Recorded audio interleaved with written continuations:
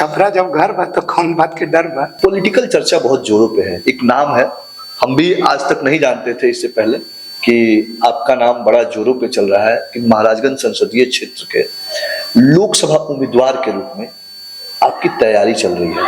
आपकी तैयारी चल रही है या फिर इशारा मिला है आपको? बड़ा सीधा सवाल है।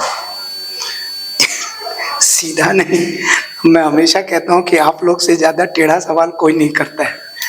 देखिए, क्षेत्र में जब मैं इतना सारे छपरा में जब मैं इतना अपना जागरूकता शिविर लगाया तो धीरे धीरे करके ये एक चीजें लोगों की आना शुरू हुई कि सर आप इतना घूमते हैं तो क्यों नहीं आप समाज के लिए भी आगे चीज बढ़ के कुछ करते हैं, ताकि समाज, मेरा भी लोगों को यही कहना था कि भाई जो चीज मैं कर रहा हूं तो वो समाज के लिए ही कर रहा हूं।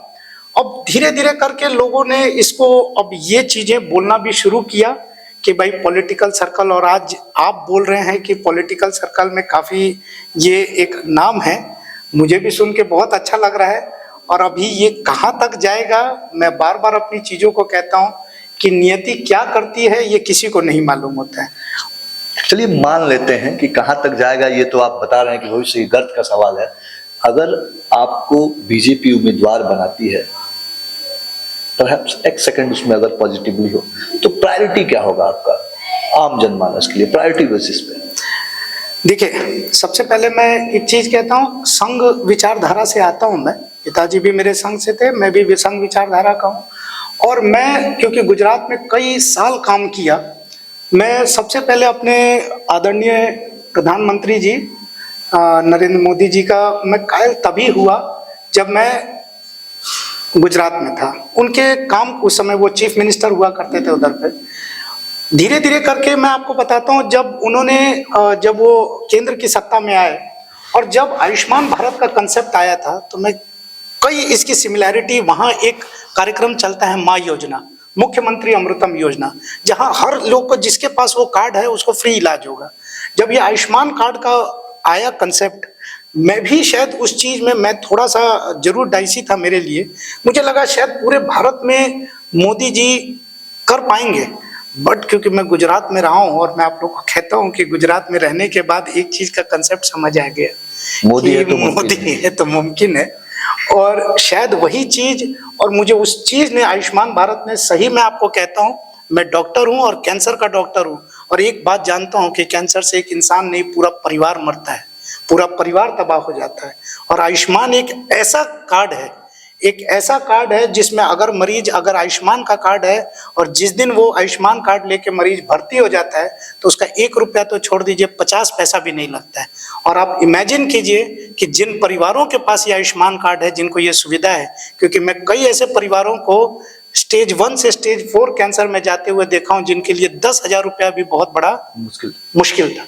लेकिन मोदी जी का ये कंसेप्ट, इसलिए मेरी अपनी सोच है कि मैं, अगर प्रभु चाहे और अगर मैं किसी ऐसे मुकाम पे पहुंच सका जहां से मुझे जनता, डायरेक्ट जनता के लिए मुझे कुछ काम करने का अवसर मिला, तो मेरा प्रायोरिटी यही है कि मैं शिक्षा, चिकित्सा और तीसरा रोजगार, क्योंकि मैं जानता हूं कि अगर आज हमारे यहाँ से लोग कहीं बाहर पलायन करते हैं, अगर हम शिक्षा और चिकित्सा को स्ट्रॉन्ग कर दें तो स्वतः ही कहीं ना कहीं, क्योंकि आजकल इतने गवर्नमेंट के इतनी इनिशिएटिव्स चलते हैं कि लोग उसको आराम से पकड़ के और अपना कुछ ना कुछ रोजगार कर सकते हैं। साथ में रोजगार की व्यवस्था करना भी बहुत जरूरी होता है। मेरे कई मित्र अभी एमपी और एमएलए हैं, मेरे डॉक्टर, मेरे फ्रेंड्स, मेरे बैचमेट्स हैं जो कि अभी एमपी एमएलए हैं, और मैं उन लोगों के क्षेत्र का काम देख रहा हूँ और उन लोगों से भी मैं बहुत प्रभावित होता हूँ कि अगर विजनरी, देखिए मेरी भी उम्र कोई बहुत ज़्यादा नहीं है और वो लोग लगभग सब के सब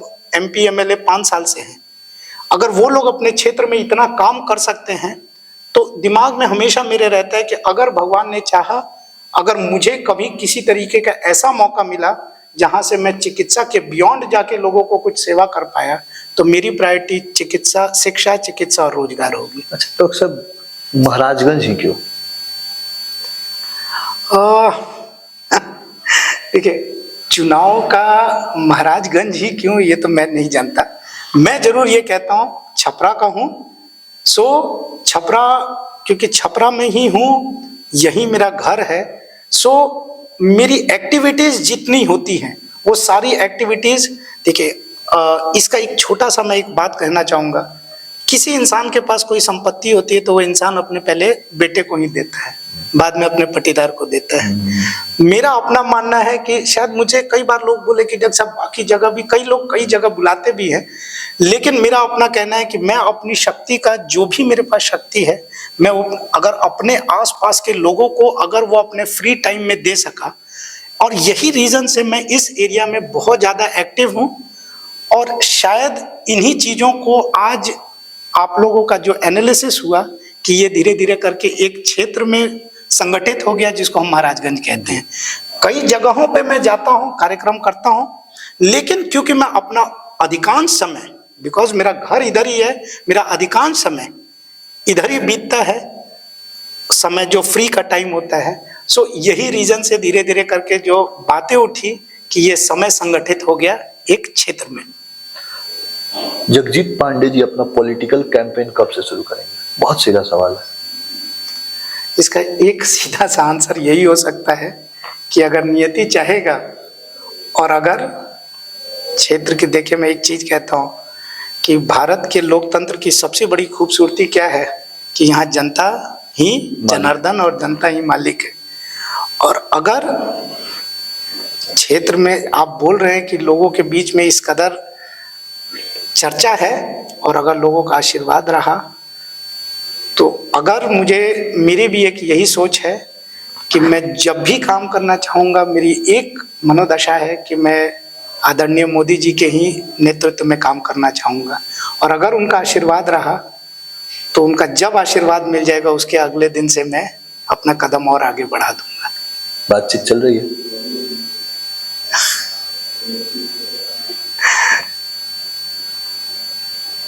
डिफिकल्ट टू आंसर। कुछ भी इशारा मिला होगा। काम कर रहा हूँ, एक विजन है, काम कर रहा हूँ।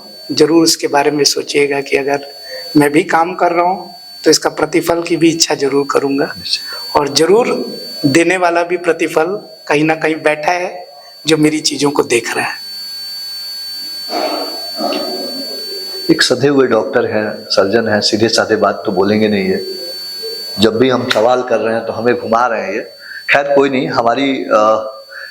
हम आपसे ये जानना चाहते हैं कि पॉलिटिक्स को आप कैसे देखते हैं?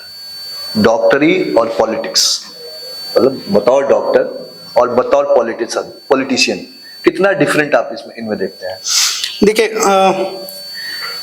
ये पॉलिटिक्स को आप, अगर हम इसको हिंदी में अनुवाद करते हैं तो ये राजनीति कहलाती है।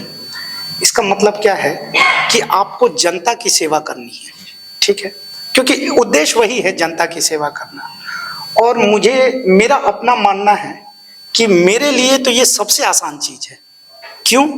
क्योंकि मैं तो रोज ही जनता की सेवा कर रहा हूँ। अगर मैं एम्स में बैठा हूँ तो मेरे पास जो मरीज आ रहा है और मुझे लोगों से कनेक्ट करना, शायद कई बार लोग बोलते हैं कि डॉक्टर साहब आप इतने बड़े पोस्ट पे हैं लेकिन कहीं जाते हैं खटिया पे बैठ जाते हैं, कुछ भी पेड़ के तले बैठ जाते हैं, कुछ भी अपना कार्यक्रम कर लेते हैं। मुझे लगता है शायद डॉक्टर्स के साथ ये इंस्टिंक्ट, मैं नहीं जानता, बाकी कई लोगों का कहना होता है कि डॉक्टर साहब हम लोग बड़े बड़े डॉक्टर को देखे हैं कि कहीं ये नहीं करते हैं, पानी तक नहीं पीते, अपना बोतल लेके बहुत रिजर्व रहते हैं, खासकर सर्जन। मुझे लगता है शायद मैं अपना व्यक्तित्व कहूँ कि मुझे लगता है कि अगर मैं एक कैंसर सर्जन हूँ, अगर मैं रिजर्व रहूंगा तो मैं आपको दावे के साथ कह सकता हूं कि मेरा मरीज को मैं ठीक नहीं करूंगा। मेरे लिए सबसे ज्यादा जरूरी है कि मैं किस तरीके से मरीज और मरीज के रिश्तेदारों को इस कदर कन्विंस कर सकूं कि मैं उनमें से ही उनका ही अपना हूं। और जब मैं, देखिए अंग्रेजी के दो वर्ड्स हैं, सिंपैथी एंड एम्पैथी। मरीज के लिए कभी सिंपैथी नहीं दिखाना चाहिए, एम्पैथी दिखाना चाहिए। एम्पैथी ये होता है कि सिंपैथी आप दूसरों के लिए दिखाते हैं और एम्पैथी आप उस वर्ड के लिए कहते हैं जहां से आप ये सोचते हैं कि अगर यही बीमारी मेरे अपने किसी परिवार पे होती तो आपके ऊपर क्या गुजरती। इसी वर्ड को हम एम्पैथी कहते हैं। और यही एम्पैथी जब तक किसी सर्जन, कैंसर सर्जन के अंदर नहीं होगा, कैंसर से देखिए ऑलरेडी पूरा परिवार परेशान रहता है, और जब तक आप उनके बीच में बैठ के उनको समझा के उनको ये ना कन्विंस कर दें कि नहीं कोई बात नहीं है, होगा, इलाज संभव है और होगा। जब आप उनको कन्विंस, और उनको अगर आपने कन्विंस कर लिया तो मरीज का आधा बीमारी तो आप ऐसे ही ठीक कर लेते हैं। तो मुझे ऐसा लगता है कि शायद पेशेंट से कनेक्ट करने की जो क्रिया होती है वो एक कैंसर ऑन्कोलॉजिस्ट से अच्छा, शायद मैं बाकी किसी फील्ड के डॉक्टर्स का नहीं जानता, but as a onco surgeon, as a oncologist मैं ये बात जरूर जानता हूं कि कैंसर के डॉक्टर के लिए सबसे ज्यादा जरूरी है कि आप मरीज की मनोस्थिति में पहुंच के और आप उसके साथ उसको आप टारगेट कीजिए। तो हमारे लिए तो लोगों के बीच में जाके लोगों से कनेक्ट करना शायद बहुत आसान होता है, इसीलिए मुझे बहुत कुछ ऐसा परेशानी नहीं होता है जब मैं लोगों के बीच में जाके अपने सारे मिशन के साथ लोगों के बीच में जाता हूँ। और खैर गांव देहात का आदमी हूँ तो मेरे लिए तो शायद छपरा जब घर बा तो कौन बात के डर बा, तो इसीलिए कोई बहुत बड़ा मेरे लिए इश्यू नहीं है। मोदी जी को कैसे डॉक्टर मानते हैं आप? हाँ, एक्सीलेंट। और मैं आपको बताता हूँ, मैं शायद उतना इन्फ्लुएंस नहीं था when I was in Delhi. मैं जब दिल्ली में था तो मैं उनसे उतना इन्फ्लुएंस नहीं था, लेकिन जब मैं 2012 के बाद जब मैं गुजरात गया और मैं वहाँ जब काम करने का तरीका, नॉट ओनली इन हॉस्पिटल्स, सिर्फ अस्पतालों के अंदर नहीं, आप कहीं जाइए, द वे गुजरात का जो डेवलपमेंट हुआ है, और मैंने अपने कलीग्स के साथ, अपने फेलो डॉक्टर्स के साथ बात करके यह एहसास किया कि उन लोगों के अंदर भी एक विजन मैंने देखा, मोदी जी के लिए जो एक प्रेम देखा, वो शायद इट्स प्रैक्टिकली नॉट पॉसिबल। आप सिर्फ इधर उधर की बातें करके नहीं हो सकता, आप लोगों को कनेक्ट नहीं कर सकते हैं। और इतना पढ़ा लिखा क्लास भी अगर उनके साथ इतना कनेक्ट है तो जरूर उन्होंने कुछ किया होगा। और मैंने डेवलपमेंट का जो मॉडल देखा गुजरात में, एक्सीलेंट मैं कहूँगा, बहुत अच्छा। और मैं जरूर चाहूँगा कि उसको, उस चीज को आगे जितना बढ़ाया जा सके। पहली बार कब मिले थे प्रधानमंत्री से?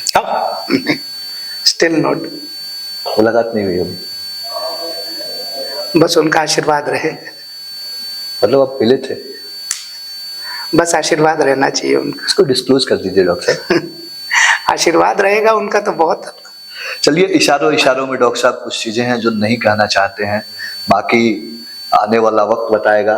हमारी शुभकामनाएं आपके साथ है कि आप महाराजगंज से एक बार उम्मीदवार बने, और जैसे आप कैंसर मरीजों का इलाज कर रहे हैं, राजनीति में भी इस वक्त इलाज की जरूरत है, और स्वस्थ और साफ छवि के उम्मीदवार होंगे तो निश्चित तौर पे देश की राजनीति को नई दिशा और दशा मिलेगी। हमसे बात करने के लिए बहुत बहुत धन्यवाद।